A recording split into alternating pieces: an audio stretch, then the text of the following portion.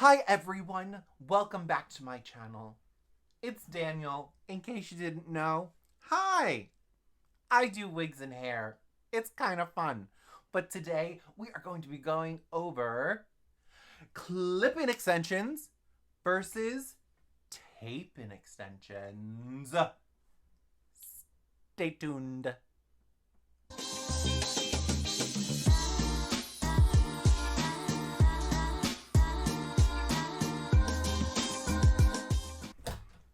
Alright guys and gals and everyone, we're back. So, we have the tape-in extension. There are basically pieces of tape stuck to some hair to make a sandwich on your client's hair.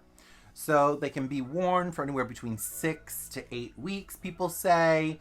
Depending on how well they maintain their hair, it could be an issue. Sometimes matting can happen with the regrowth, but they are great to be nice and flat against the head. It is a little bit more of a longer term situation than like the micro beads or anything like that. So I do like those to add a little bit more fullness in the front. You can only do like 2 or 4 sandwiches in the front of the face just to fill in if there's any breakage. And then we have our good old trusty clip-in extensions. They are a non-permanent hair enhancement.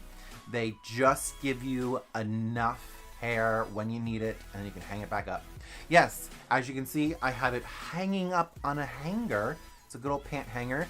Yes, I got them from somewhere. Where? IKEA. Good old IKEA. That you can just hang them up so that you can pre-curl them, have them hanging, and then in some of my videos, you've probably seen up here that I hang up all my hair that I have. So, what extensions do you like to recommend to your clients? Do you like something more long-term as far as tape-in or bonding, keratin bond? Or are you more into the clip-in extensions or maybe the bead and sew method? Who knows? Let me know in the comments below, and make sure you subscribe to my channel.